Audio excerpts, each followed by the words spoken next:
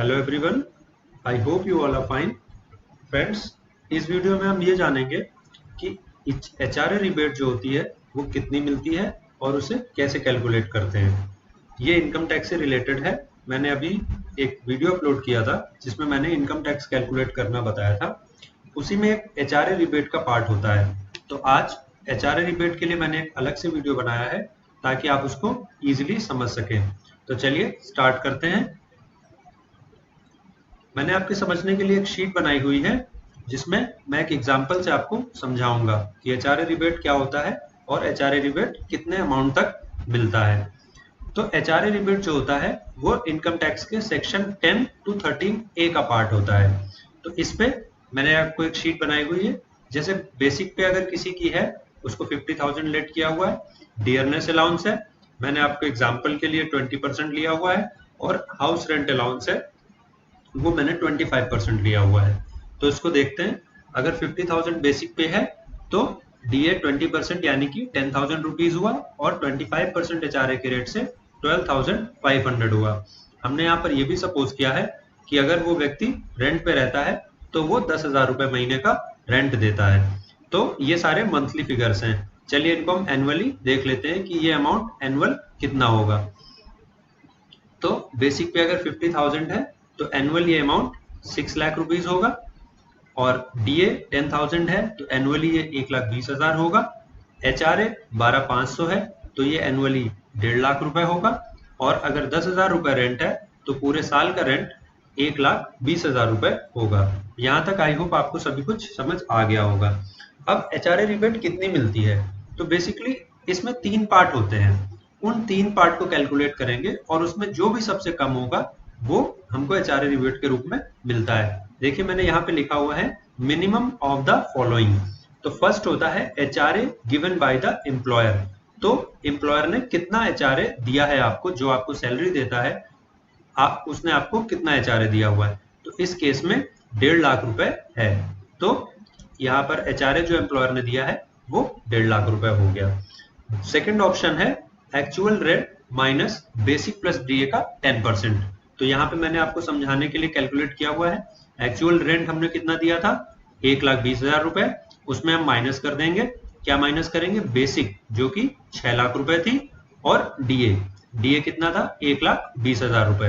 तो उसको ऐड करके उसका 10% यानी 6 लाख में 1,20,000 ऐड करेंगे तो 7,20,000 हुआ। उसका 10% इस 1,20,000 में सब्सट्रैक्ट कर देंगे तो आएगा 48,000 रुपए।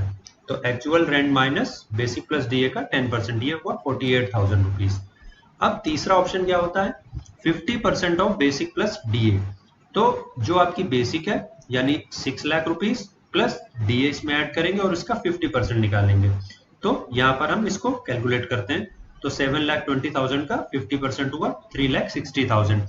यहाँ पे एक बात ध्यान रखने वाली ये है, ये 50% का रूल जो है ये सिर्फ मेट्रो सिटीज के लिए है। अगर कोई नॉन मेट्रो सिटी में रहता है तो वहां पे हम 40% कैलकुलेट करेंगे। तो अगर ये नॉन मेट्रो सिटी के लिए होता तो यहाँ पर इसका 40% आता जो कि 2,88,000 रुपए होता। तो हम इसमें किसी भी एक को लेकर के समझ सकते हैं। तो इस केस में एचआरए रिबेट क्या होगी, मिनिमम ऑफ द फॉलोइंग। तो इन तीनों में जैसा कि आप देख रहे हैं सबसे कम क्या है, 48,000। तो एचआरए रिबेट इस केस में होगा 48,000 रुपीज। अब इसको मैं आपको थोड़ा सा एक्सप्लेन करने के लिए रेंट में चेंज करता हूँ। सपोज वो व्यक्ति कहता है कि मैं रेंट 10,000 नहीं देता, मैं रेंट 25,000 रुपए देता हूँ। तो यहाँ पर हम 25,000 करेंगे और 25,000 करने से क्या होगा कि एनुअल रेंट 3 लाख रुपए हो जाएगा। अब यहाँ पे देखिए फिगर्स बदल गई हैं। यहाँ पर एचआरए गिवन बाय एम्प्लॉयर तो सेम है, लेकिन actual rent minus basic plus DA का 10% चेंज हो गया है और 50% ऑफ बेसिक प्लस डीए या 40% इन नॉन मेट्रो सिटीज ये सेम है। इसको हम 50% ले लेते हैं समझने के लिए। तो ये 3,60,000 रुपए होगा। अब अगर आप इसमें देखेंगे तो इसमें सबसे कम क्या हो गया, फर्स्ट वाला 1.5 लाख रुपए। तो यहाँ पे इस केस में एचआरए रिबेट जो है वो सिर्फ 1.5 लाख रुपए की ही मिलेगी।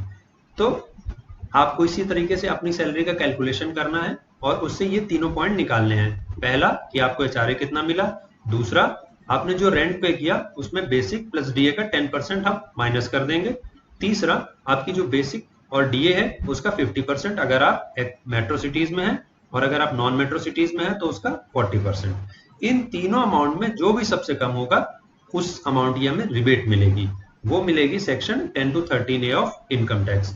ये आपको ITR फाइल करने में भी हेल्प करेगा। तो एक बार हम रेंट पुराना वाला ले लेते हैं, एक बार हम रेंट 15,000 लेकर के देखते हैं। देखिए 15,000 रेंट लेने से क्या हुआ कि अब जो सेकंड ऑप्शन है वो कम हो गया है, तो इन तीनों में जो सबसे कम है वो है सेकंड ऑप्शन, तो हमें HRA रिबेट सेकंड ऑप्शन की मिलेगी। आई होप ये वीडियो आपको समझ आ गया होगा। अगर फिर भी कोई डाउट है तो आप मुझे कमेंट कीजिए, मैं आपको एक्सप्लेन करूंगा। ये इनकम टैक्स का पार्ट है। तो जैसा मैंने एक वीडियो अपलोड किया था इनकम टैक्स में, उसमें एक HRA रिबेट था, तो उस पे हो सकता था कि किसी को कंफ्यूजन हो, इसलिए मैंने एक वीडियो अलग से बना दिया।